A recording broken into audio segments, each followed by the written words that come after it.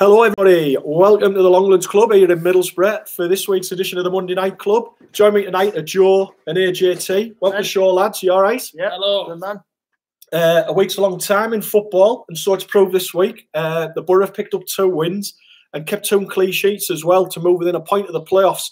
Are you still dreaming, Boro fans, of a place at Wembley and a potential playoff glory? Or have the last 2 results just papered over the cracks of a season that's promised so much and delivered little? Let us know, Boro fans and fans of other clubs, what you think.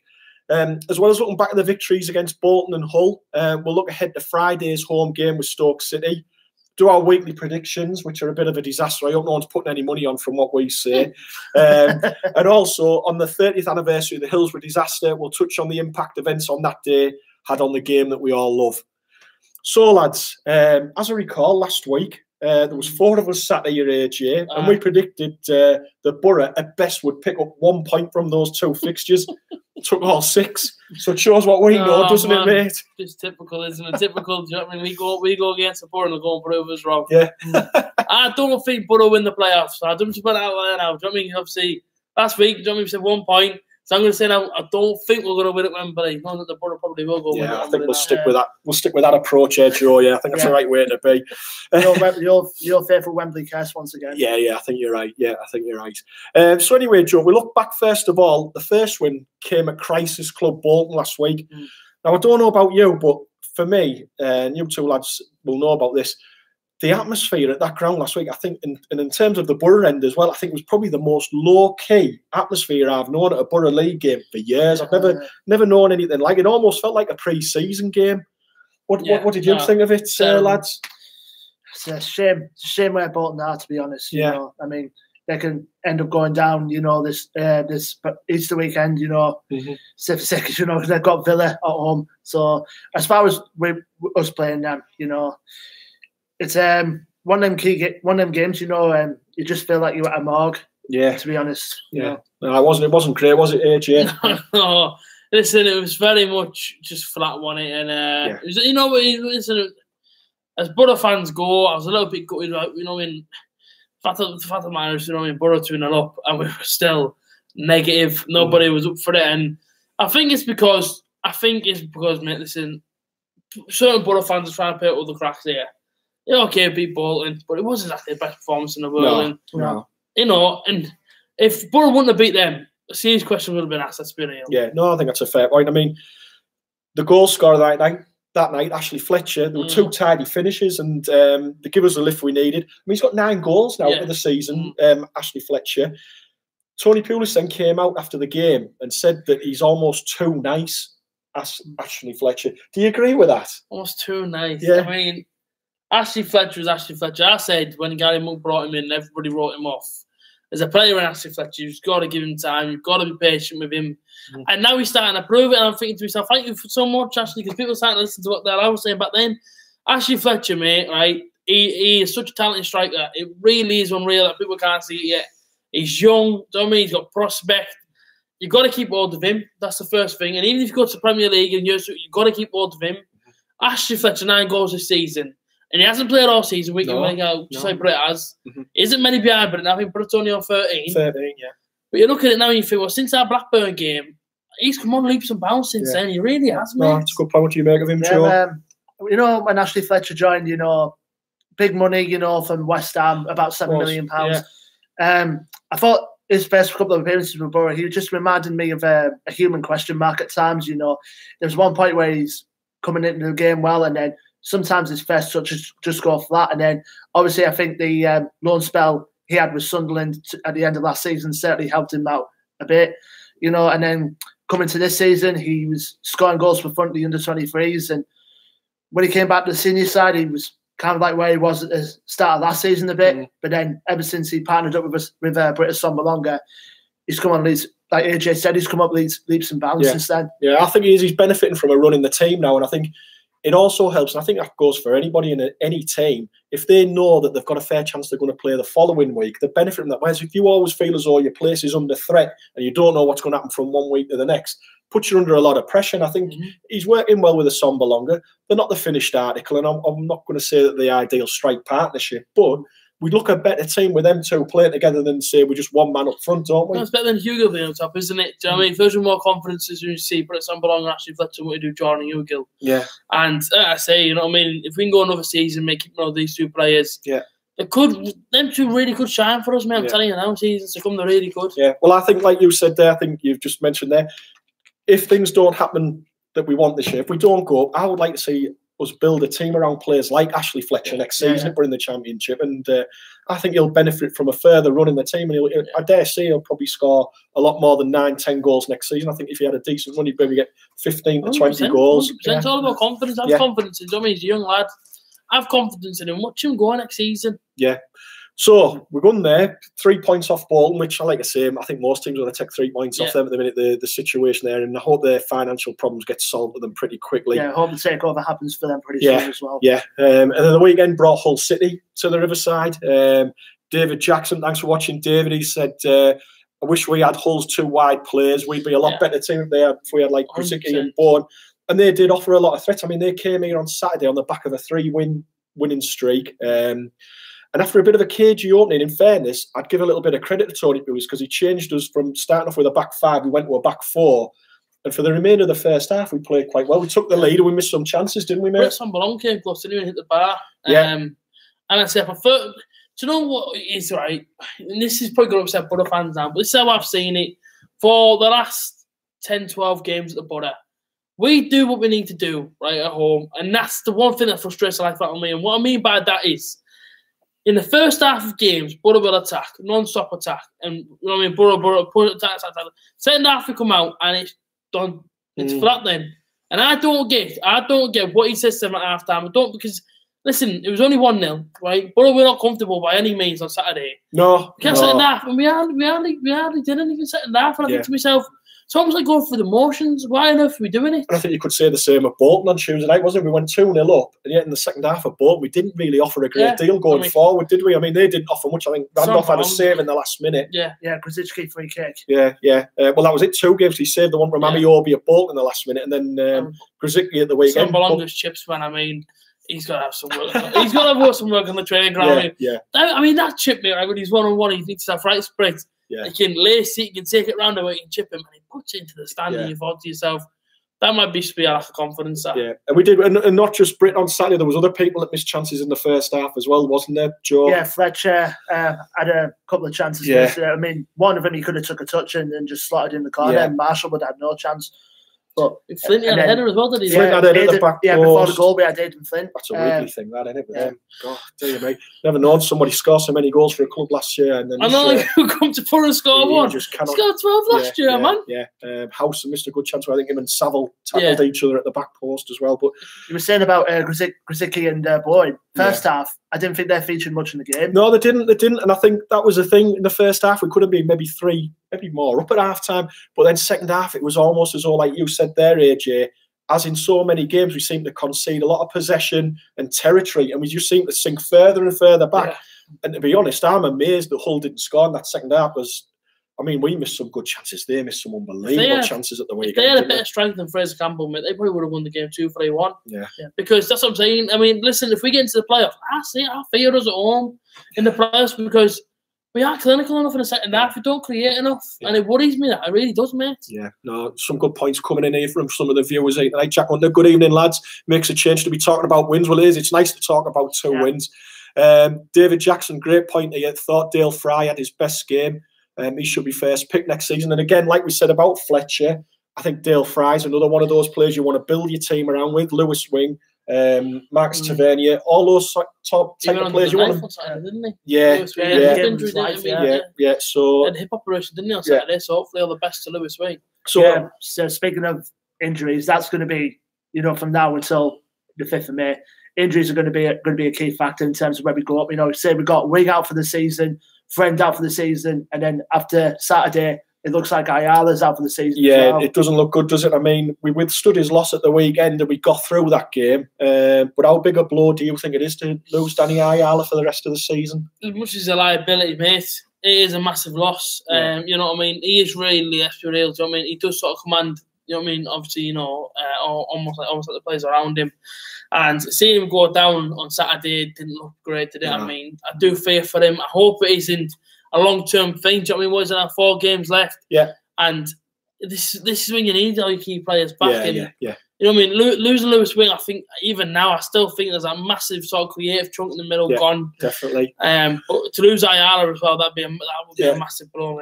Talking of like a creativity thing, Mr. Rage here, like that, Mr. Rage. Tavernier is actually class, but he's not getting any games, even though he's got subbed. He got subbed on. He got brought on with 15 minutes to go. It's not enough for him to show his full potential. I mean, he got 3 minutes. He got injury time at Bolton, didn't he, the other night? And then it's a joke, man. I feel so sorry for Tav. I really do, mate. I mean, young kid again. And again, you know, we build a team around these players. Yeah. Next season, do you know what I mean? We could have such a quick, pacey team going forward. Even for Tony Pulis to call them lackadaisical in training at his latest press conference, I mean, it just puts the icing on the cake in terms of his down form. You know what I mean? Yeah. I mean, like I say, it's difficult. Yes, you want lads to put it in training, but you'll often find that some players are very, very different in training than what they can offer on a match day. And it's not always a case that you're going to replicate what you do in training in a game. Some people are really good trainers, yet can't do it on a match day. Yeah. And Tav might be just one of those lads that needs to just be big match atmosphere, and he'll perform then, maybe not in a training session. But I think he can offer us something which we're not really seeing at the moment. And whether Tony Pulis doesn't trust him or whatever the reason is, I would like to see him get a bit more game time. Everybody would, do you know what I mean? But again, do you know what I mean? He is a creative player. Yeah. You just lost one to injury. Bring in Tav on here. Yeah. Everyone knows what he can do, mate. Everyone knows he's got the flair, he's got the pace, he's got the skill. Yeah. He's everything we need right now, right? He's everything we need, right? Been crying out for a player like Tav, and yet you won't use him. Yeah. And it's like, well, flipping heck, Pulis, you've got me at your disposal there, but you won't use him. Yeah. Dave Richardson, good Boro fan who sits in the North Stand, big Boro fan. First 10 minutes looked like a team that's never played together. Strikers, a pants symbol, has to be fair. I think the problem we've got with our strikers is we haven't got many options, have we? Really, you've got Gusted and Hugel, and you've got the two. And I think out of the 4 we've got at the minute, I think the options that we're using are probably the best 2. Tony Bill said team's not good enough. Why they're not bringing goal scorers and wingers? Gibbo, you were warned. Again, I think Tony Bills maybe did want to bring certain players in, but for whatever reason they didn't come in. And I think also, when you look at maybe some of the players we targeted, like Balassi, who ended up going to Everton, going from Everton to Villa, and he went with a massive price tag in terms of his wages. It didn't work out for him, and I think Villa spent an awful lot of money on his weekly wage, and he still ended up back at Everton in January. Exactly. It's difficult, isn't it? It's a difficult one to call. I mean, just looking ahead to the summer, I know I'm throwing this at you lads a bit cold, but is there any players that you would like to maybe see the Boro go in for in terms of maybe wingers or strikers, or any players that have caught your eye in the last few weeks? Anything? I'll throw 1 or 2 names out there, the players that I like the look of. I like the lad Jamal Lowe, Portsmouth, as a centre forward. I'm impressed with him. And if you're going to go for a big man, I think the lad that's going to play for Reading in a couple of weeks' time, was it Yako Mete? Yako Mete, yeah, big lad up front. He's got a little bit about him. I like the look of Mo Barrow as well. Reading. Mo Barrow, another player. Tom Hamed from QPR. Stoke, he'll be up against us. He's been on the bench. He hasn't started games. Sam Vokes, Stoke as well. There's players out there, and I think the thing with bringing players in, they don't necessarily have to be for millions and millions. I think we've just got to be a little bit more savvy in the transfer market and look at what's out there, because I think obviously the club are not going to have parachute payment money coming in. Season ticket sales, we're led to believe, are quite down on what they were last season. Around about the 13,000 mark apparently have been sold. So you've lost a third of your season ticket holders from last year. So there's money that's not going to be coming into the club as well. So they're going to have to be very careful with the players that come in. And again, you're looking at outgoings as well, what money we're going to get in from players that we lose. But yeah, anyone else that's caught your eye you might think, I'd like to go for? If Randolph goes, going for Jack Butland. He's finishing mid-table. Depends on his wages. Let's weigh it up, right? If you know what I mean, how much is Randolph going to be on? And then if he goes, well, you got to think Jack Butland at the minute. He's going to finish mid-table with Stoke. That's pretty much not going to happen. He was sat there in summer thinking, realistically, does he want to spend another season in the Championship, or would he like to try and push for promotion the following season? I don't see why it's not out there for us. I mean, I do feel like I think he'll go to a Premier League club, if I'm honest. But it could happen. He's got the Euros next year with England, and I think he'll need to be playing Premier League football. I think Tammy Abraham, if he doesn't go into Chelsea's first team, and say if he doesn't go back to Villa, Boro have got to go in for something like him. Yeah. Yeah, but there was one of the comments saying about Mo Besic, because there was rumours this week because he's been asked to leave Everton in the summer as well. Yeah. And they want 9 million for him, and that's another question mark. Absolutely no chance. I wouldn't pay 9 million. And that's nothing against Mo Besic, but we can't afford to take a punt, and it is a punt, and it's a risk of £9 million on somebody that it's not a guarantee that he's going to improve our team massively. For that sort of outlay, you need someone that's going to absolutely transform your team. And I think over the course of this season, I've not seen enough from Mo Besic to say £9 million worth spending on him. To be honest, it's the same as John Hugo, the whole 10 million thing. No chance. I mean, these players. Yeah. Listen, if we were to buy Jordan Hugo, I'd say 3 million, 4 million max, mate. Yeah. And also Grzycki, been mentioned as well. We were linked with him in January. Could we possibly might go in for him again? Yeah. I like Gallagher from Preston. Gallagher, I don't mind him. I mean, there was an interesting game on yesterday, Wigan-Norwich, and there was a couple of players for Wigan that have taken my eye recently. Sam Morsey, who had a good game when we played their match. And then yesterday was a lad called Reece James, who played in midfield for him. And it was almost like, in a way, watching Adam Clayton 4 or 5 years ago. He was absolutely all over the park, but he also offered a little bit of a threat going forward, which I think Clayton did when he initially came to the club. He did, but scored a goal. Players like them, I think, again, players are like Daniel Johnson that plays at Preston midfield. Another good centre midfield, but obviously the club will have their ideas about who they're going to look for. And Lee Bailey's mentioned there, the noises coming out the club seem to suggest that it's going to be more of a homegrown academy side next year. And I think, like a lot of people, I wouldn't complain with that.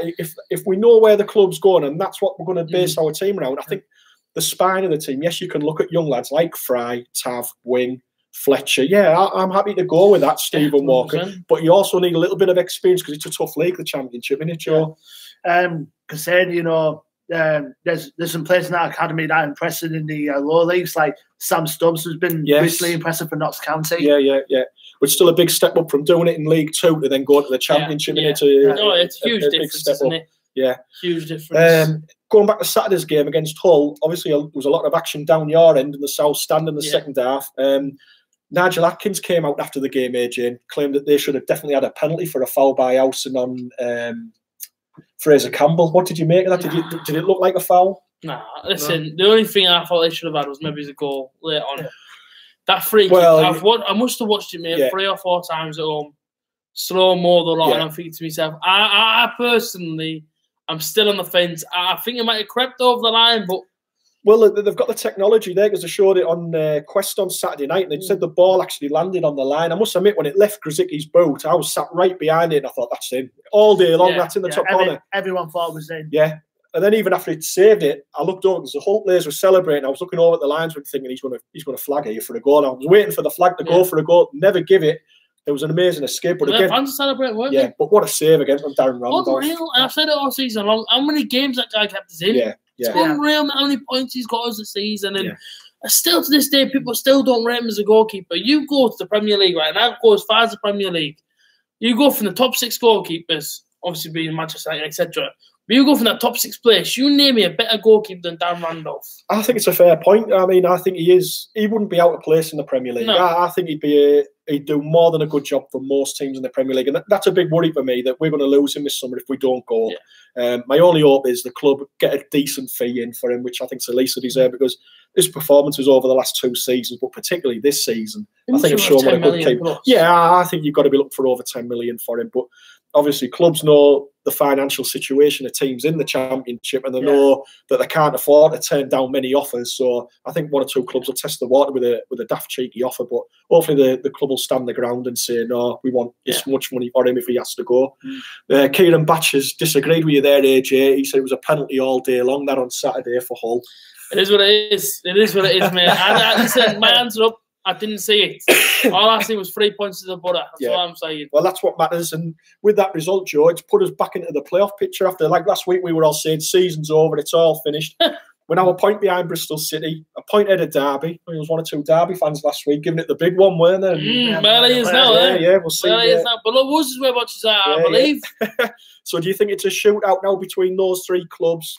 Boro, Bristol City and Derby for the last playoff spot, do you think? Both of them and Derby have got a game in hand on us, Yeah, it's the game in hand that's going to be the killer for us, really. If either one of them win that, That's us out of the playoffs. I think the thing is, though, we had a game in hand for long enough, and what did it do for us? It's all right having a game in hand. You've got to do something with it. I think Bristol City's is away to Millwall, which will be tough. Yeah. And Derby's is at Swansea. Now, Swansea, you just don't know what you're going to get with them. When we went there. They turned us and Stoke over, then they went to QPR on Saturday and got beat 4-0. You know, it's a funny sort of team. It's one of them where I've said it all along now. We can't afford to lose a game from now to the end of the season. And I'm looking at it, and I'm being complete. And listen, I'm not running away with it. I'm not saying that Borough's this, Borough's that, but I'm looking at it thinking, do you know what it is? We could maybe get a point against Stoke, get beat Forest away because they're hitting me so home.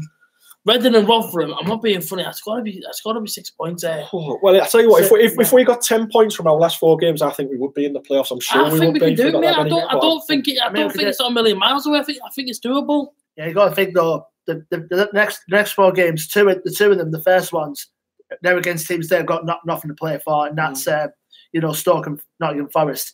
The other 2 is against teams that are fighting to stay in this league. Reading and Rotherham. So you got to think though. You got to think Rotherham, considering they're fighting to stay in the league. That's going to be the hardest game out of the lot because they'll be up going for it. If they want to stay in the league. It's a tough one, isn't it? It's because it could go either way. Sometimes you play teams that have got nothing to play for, they're totally relaxed and will pull out a great performance. And sometimes you'll play teams that have got everything to play for, and they could be like absolutely gripped by fear and just not turn up on the day. You just don't know, do you? I mean, the thing is, this time last week we'd gone 6 games in a row, lost all 6. You couldn't see where a win was coming from. Now we've won 2 in a row, and we're bulling up that we're going to get 10 points from the next 4 games. I hope you're right, mate, but I'm not so sure. I just think to myself, if we're serious as a club now, and if them players and the manager are serious about getting us in the playoffs. I know I've said it all the season long. Like we get into the playoffs, it doesn't mean anything. Listen, if we go Rotherham and win, secures in the playoffs, don't run on the pitch and go mental because we haven't done anything. Yeah. You go to Wembley and win. That for me then is an achievement. Yeah. We've not achieved anything until then, but I don't see how we cannot get 10 points because I just feel like if we're going to it the right man, you know what I mean? No, if we're going to it properly, mate, there's nothing out there that tells me that Boro can't get 10 points.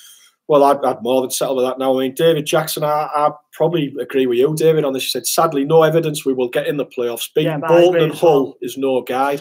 I think Hull was an impressive result. I'll be honest. I was impressed that we've beat Hull, but Bolton, no. I mean, I think we'll know a hell of a lot more. And our season could be over by this time next week after we played Stoke and Forest. It'll probably build some hopes up with some fans, but from my point of view, I just can't see it. I mean, like I said, the games in hand that likes of Bristol City and Derby got, that's going to be the killer for us. Oh, we'll see. I mean, I thought an interesting comment that's come out of the weekend from 2 people involved in the club, both Tony Pulis and John Obi McKell, was saying that the players feel nervous playing at home. Why do you think that's the case, AJ? Why do you think the players feel nervous? I said it before when it was all toxic and all that. Forget feeling nervous, right? I don't know if to think our fans. I don't know if to think we feel right when we pay the money off the counter to go and watch us. We feel more nervous than what you do separate on the football pitch. At the end of the day, the players have everything at their disposal there to go and win a football game. We can't do it on our side. So for them to come out, say we feel nervous, you should feel excited. You should feel like you want to be on the pitch. You know what I mean? Everything else that goes with it. So in my opinion, I don't agree with whatever. I don't agree with whatever the players have said there about feeling nervous because at the end of the day, you come out, you know what I mean? You wear the shirt, you go out there, and you gotta give it your all. But even when we played Millwall last season, the pitch invasion there, that was just a bit pointless in itself, wasn't it? Nothing happened to this, so it is what it is. Do you think it's maybe this season that it hasn't started off? Well, it did start off good. We won the first 2. We beat Sheffield United and Birmingham. But then after that, I think if I've looked at the weekend, we've played 21 games at home this season in the league. We've scored 20 goals. And I think when you're not scoring many goals at home, the fans sort of feel anxious because they know if we let one in, we're in big trouble. Because we're not a team that scores a hat full of goals. And you think that's sort of like that anxiety in the terraces is then spread to the pitch. It feels me like it did last season when Villa came in the playoffs and scored for 1 and Boro couldn't reply. Yeah. You know what I mean? And listen, that goal in the first half, we couldn't do a thing, mate. Yeah. That worries me. And this season, you've seen that whenever Boro do go down, you do feel it sort of creeping in from the stands. You know, we do get a little bit sort of anxious and a bit toxic. Yeah. And for me, hang on, go on, lads. Go on. No, sorry, you've got to take that call, mate. Yeah, don't worry about it. I mean, Daniel Stevenson, sorry, Daniel, you've picked up on a good point there. If we end up going to the Prem, we're going to seriously have to change the squad if we have a chance of staying up. Looking at teams like Fulham on paper with some quality players and getting relegated.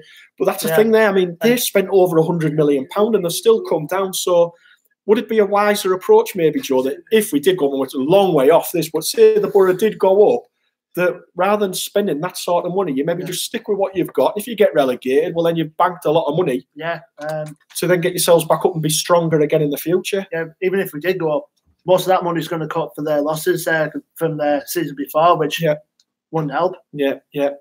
Mr. Rage, we need players who play for the badge, not for the money. The youngsters play for the badge. They've got put their heart and soul into the club. And then you've got players who are on the pitch just for the dosh. Well, yeah, some people do feel a bit like that, yeah. And Lee Bailey, in terms of the players feeling nervous, Tony Pulis is just deflecting the issue because the real problem is with his setup and tactics. Yeah, I mean, obviously, I'm back now, people don't panic. But no, listen, it's one of them, mate, where all season long he said this, hasn't he? He said that, he said the other. His tactics, at home especially, have been war for the best. He's now got a chance to change it for me. He's now got a chance to bring a little bit more positivity to us. At the end of the day, mate, it's 4 games to go. And that's the thing that I think is for me is there's only him that can set these players in the correct way. If they feel nervous, he's got to get them feeling positive, has he not? So, purely, it's down to him, mate. At the end of the day, it's down to him. I mean, as much as it's down to the players, it's down to him as well. You know what I mean? It's one of them. David Alford, who do you worry about most in the playoffs if we did get there? Yeah, I totally agree with that, Villa. Villa look a different. They just look a different class, mate. Hurahan, McGinn, Grealish, Abraham. They've got everything going forward that we don't have. El Ghazi. They've already sealed the playoffs places already, so we're not going to worry about them now. It's just a matter of Bristol City and Derby we need to worry about. Yeah, I think that's it. If we get there, we take our chance. We'll get there. To be honest, I think I wouldn't mind playing Sheffield United in the semi-final. I think potentially we could beat them. And that's no disrespect to Sheffield United. I think they've had a great season. They're a good team. But I think we would have more chance against them than we probably would against West Brom or Aston Villa. But then I think if we played Villa or West Brom in the final, well, certainly Villa. I've read today that if we finish 6th and say whoever finishes 3rd, we have to play them 2nd, so we play at home first. Yeah, we'd be at home first, then so away I'm second. Praying that it's someone local because I don't think I've got the next day off work. So whoever it is, if it is Sheffield United, I don't mind. It'll be a Tuesday or a Wednesday night. Yeah, Tuesday or Wednesday night. Because the home game, the first leg's on the Saturday, the dinner time on Saturday now. Let's worry about that if we get it. It's a long way off. Anyway, I'm sure it's not escaped people's attention. Obviously, the day is quite a significant day in terms of football, and I also think in the history of this country. Something happened 30 years ago where football fans went to a game and didn't return home. And I think irrespective of your allegiances, Hillsborough was a disaster that could have happened to any club's followers at the time. I mean, you two lads, it was obviously before your time, Hillsborough. No, I've watched it and all that. I think I was born that year as well, 89. 89, yeah. I was born that year, yeah. Yeah, I'm sure my age. I was 15 then. I've watched it back into Fletcher. I mean, obviously, I know it isn't probably the right thing to do, but when you hear about it and all that, you know, you take the internet, you watch it back. Yeah. When you see the clips now, you just think it's so sad. You know what I mean? You know, innocent football fans went to a football game and they didn't know what was going to happen. Do you know what I mean? They didn't know. You know what I mean? Especially their families didn't know. But it's so sad. It really is. And do you know what I mean? Just rest in peace, everybody did die. Obviously, you know what I mean? Because it is so sad. You know what I mean? It really is. No, it is. I think you echo the statements of everyone on Boro Fan TV when we send out our best wishes to everyone that was affected by that tragedy that day at Hillsborough. And obviously, the game's changed a great deal since then, following what happened at Hillsborough. And stadiums now are unrecognisable from what they were in the 80s. And I think so many different things around the game have changed. In more recent times, though, people have mentioned things about having safe standing back in football grounds.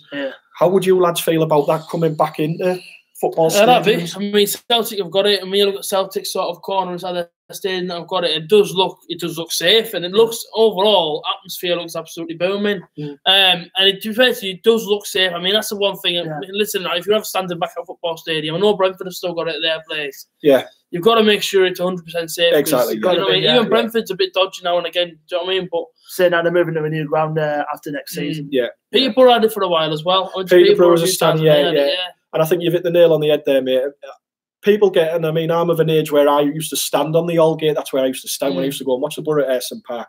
And people have got like rose-tinted glasses a little bit about the atmosphere at Ayresome Park. And some days it was amazing and it was great.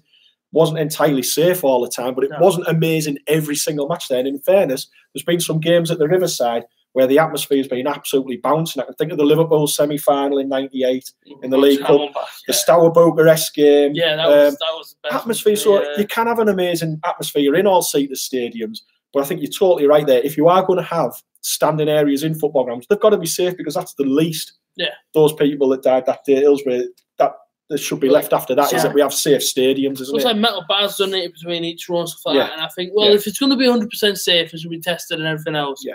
Get it in, because at the end of the day, do you know what I mean? If people want it and it's proved that it is safe, do you know what I mean? Get it in, man, get it in. Yeah, even most clubs in Germany have safe standing. Like, look at Borussia Dortmund. Borussia Dortmund, yeah. I mean, and on the flip side of that, you look at the new stadium that Tottenham have got, and that south stand that they've got, which seems to stretch back for miles. And again, they've only played 3 games there, but already the atmosphere in that place looks amazing there. So there's a counter-argument that you can have a great atmosphere in an all-seater stadium. A friend of mine went there on Saturday and he took a picture halfway up and he just said, well, I won't say what he said, but he did swear at the time, but he was saying... Compare the white yellow walls. I mean, listen, from where back to see, from where back to the picture, man, it looks unbelievable. It really does look unreal. It looks like a foreign stadium. It doesn't look like an English stadium. It looks a bit like Marseille's ground. Yeah, it's looks unreal, amazing, mate. Honestly, I mean, listen, this guy's only halfway up, and I was looking out there thinking, it just looks quality. Yeah. So Boro, please get promoted to England next season. That'd be great. It would be. Yeah. Looks unreal. Just looking about going up next season. Alex Griffin said, Boro to get top 6. Thoughts about that? Do you think before we predict the Stoke game on Friday, do you think we can make the top 6? Yeah. Do you know what? Even though I said we didn't, even though I said Boro couldn't, I think we can. Yeah. And I think it's down to the players' mentality. How badly do the players want it? It's just a matter of teams around us slipping up. I think that might help us get into the top 6. If not, at least we tried. Yeah, I mean, that's it. This time last week, I think we all wrote the season off and said that was it. It was finished, going nowhere. It was just going to be horrible end of the season. Now, a week later, we're starting to think, do you know what? We could make the top 6. So hopefully this time next week, we're still thinking about, we've still got a chance. And I think it's just take it like one game at a time and see where it takes us. See where it takes us. So, like we said there, lads, Friday, Stoke City come to the Riverside. There were many people's pre-season tips for the title. Stoke, I'll admit myself, I thought they were going to go up with the players they've got. I mean, I can't believe they're in 16th place in the Championship. When you go through their squad, you've mentioned Jack Butland, you've got Ryan Shawcross, Danny Bart at the back. In midfield, you've got players like James McLean. Charlie Adam can't even get in the stand. Tom Ince, I think he's out injured at the minute, but you've got Tom Ince there. You've got players like James McLean, Bennett Gaforby up front, Sam Vokes, Sam Klukas, Joe Allen plays for Wales. All these players, and the 16th in the Championship. Why do you think that's happened? Yeah, unreal. I don't have a clue, mate. But even when we played them in their place this season, I thought we were looking to come in the 3 points. Yeah, we could have won that game. I thought we were absolutely outstanding. I'm looking at it thinking, you just had to still got a Premier League team. Yeah. But in the Championship, but it's a funny thing of, when Boro first came down that time, and we all said, it's going to be easy, but it wasn't. Yeah. It's a completely different league. And the thing is, I think teams that come down, that haven't been down in a long time, underestimate the league a lot. Yeah. It's a tough league to get out of, isn't it, Joe? Yeah, I think when we played Stoke earlier this season, I think after that result, I think that's what started spiralling out of control in terms of form for Stoke. You know, they went down the table. Gary Warwick got the sack, and Nathan Jones has come in from Luton Town, which is surprising. He left the Luton Town post, with them where they are at the moment. They want to come to Stoke, but they've been like draw specialists as of late. Hutchy, just they've drawn 19 out of 42 matches this season. Nearly half their games they've drawn, and they're one of the few teams. There's them, Bolton and Ipswich, that have scored less goals than us this season. They've scored 41 goals this season compared to about 44. So. Don't be going for a bet that's over 2.5 goals or out like that on Friday. Good comment from Alex about, obviously, Alex is a Town fan. Yeah. Been relegated now. Commiserations, Alex. Saying, can they get back up first? They're going to miss the league. They could, but they're maybe going to find it's going to be like Sunderland this year, where I think a lot of teams are going to target them because they're going to be the big fish in a small pond, and a lot of teams will look forward to going to Portman Road. So it won't be easy for them. What I will say is that they've got in a manager, Paul Lambert, who's been down there with Norwich. And he got them back up there. I think he took them straight back up again into the Premier League. Did, so I think they've got a good manager there. And I think the fans, in fairness, the bits that I saw on the telly at the weekend, they applauded the team off. It seems like the fans are sticking with them. And I think that's half the battle. If the fans stick with them, they'll have a good chance next year. Yeah. Well, Alex. Yeah, well, yeah. Well, so then, lads, we'll do our predictions. Now, last week, me and you got 2 each out of 6. Absolutely shocking, isn't it? Guess you got 1. Josh got 1. Oh, man. So we'll see what the 3 of us get this week out of our 6 games. So, first game, West Brom v Hull. At West Brom? Yeah. West Brom 3-0. West Brom 3-0. Go on, Joe.